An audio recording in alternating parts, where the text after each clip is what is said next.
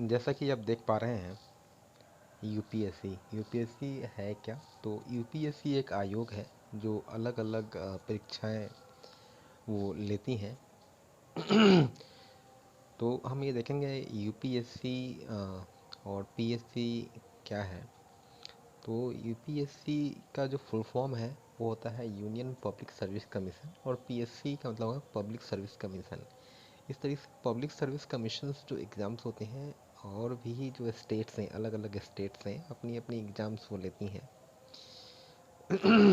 तो यूपीएससी एक आयोग है, और इसके द्वारा जितने भी एग्ज़ाम्स लिए जाते हैं और जिन विद्यार्थियों का चयन होता है, वो ग्रेड ए और ग्रेड बी के लिए उनका चयन होता है। यूपीएससी दुनिया के कहें या भारत के कहें, वो सर्वश्रेष्ठ एग्ज़ामों में से एक एग्ज़ाम्स है, और काफ़ी कठिन होती हैं।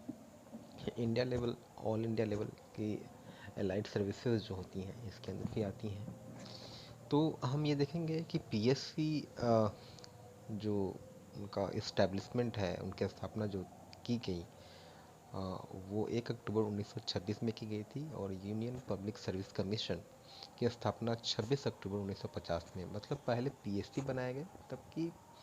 मतलब ये हुआ कि पहले पीएससी बना, और पीएससी में के अंतर्गत अलग अलग जो स्टेट्स होते थे ना, उनके जो अधिकारी, जो ग्रेड ए के जो ऑफिसर्स होते थे, उनकी उनका सिलेक्शन प्रोसेस जो होता था वो पीएससी द्वारा कंडक्ट की जाती थी। ठीक उसी प्रकार यहाँ पर भी सेंट्रल गवर्नमेंट की सेंट्रल गवर्नमेंट के द्वारा यूपीएससी गाइड की जाती है, और इनकी स्थापना जो है वह 26 अक्टूबर 1950 में की गई थी। अब हम देखेंगे यूपीएससी में कौन कौन से इनकी क्राइटेरिया है, क्या इनकी कौन दे सकता है एग्ज़ाम्स।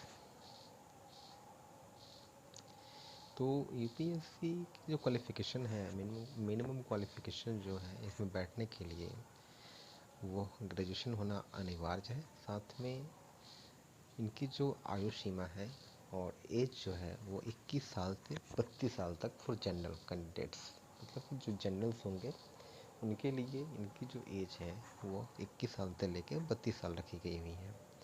इसमें ही देखेंगे हम लोग SC ST जो होती हैं, वो इनको इनको 5 साल रिलैक्सेशन दिया गया है। मतलब जो लिमिटेशंस है 32 साल में 5 साल और ऐड की जाती है, तो वो 37 हो जाती हैं। तो दैट मीन्स कि they can give their examination, they can sit for the UPSC examination till the age of 37. Similarly हम देखेंगे अलग अलग रिजर्वेशन की जो व्यवस्थाएं जो की गई हैं, उसमें ओबीसी को भी 3 वर्ष का 3 इयर्स का रिलैक्सेशन दिया गया हुआ है, छूट दी गई हुई है।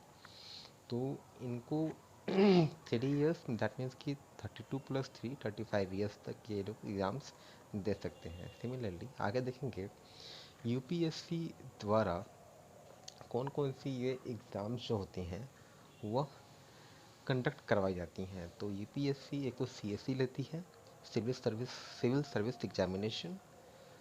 उस तरीके से SCRA, NDA, CDSC, IFS and IAS. तो ये सारे जो एग्ज़ाम्स हैं या यूपीएससी बोर्ड के द्वारा वह कंडक्ट कराई जाती हैं। और एक बात और, ये यूपीएससी एग्ज़ाम्स जो हैं वह साल में सिर्फ एक बार ही कंडक्ट कराई जाती हैं। तो आई थिंक इनकी जो एग्ज़ाम्स होती हैं प्री की, वो जून जुलाई और अगस्त के करीब इनकी एग्ज़ाम्स कराए जाते हैं। हम देखेंगे यूपीएससी में कितने मौके किन किन लोगों को दी जाती हैं, किस किस कैटेगरी को दी जाती हैं। तो जनरल में देखेंगे, जनरल को 6 अटैम्प्ट दिए गए हुए हैं, ओबीसी को 9 अटैम्प्ट दिए गए हैं, और SC ST को अनलिमिटेड अटैम्प्ट दिए गए हुए हैं। ठीक उसी प्रकार यूपीएससी एग्ज़ाम्स की प्रक्रिया क्या क्या है। तो पहले यूपीएससी में पहले जो होती है उनको पहले प्रीलिम्स देना होता है, फिर मेंस होती है, and then after the last they have to face the interview for the mains examination. For the mains examination they have 9 papers. इनके 9 पेपर हैं। पहली जो होती है वो एस की पेपर होती है। सेकेंड जो होती है वो जनरल स्टडीज़ होती है। जनरल स्टडीज़ में 4 पेपर्स आ जाते हैं, paper 1, paper 2, paper 3 and paper 4। Similarly, they have 2 optional papers. Optional papers that means कि उनकी जो उनको लगता है कि ये मेरे सब्जेक्ट काफ़ी अच्छे हैं, वे 2 सब्जेक्ट को ऑप्ट करने होते हैं उनको ऑप्शनल के लिए। तो उनकी जो क्वेश्चंस हो रहे होते हैं उसी ऑप्शनल सब्जेक्ट से क्वेश्चंस पूछे जाते हैं। फिर लैंग्वेज में इंग्लिश इंग्लिश लैंग्वेज और रीजनल लैंग्वेज।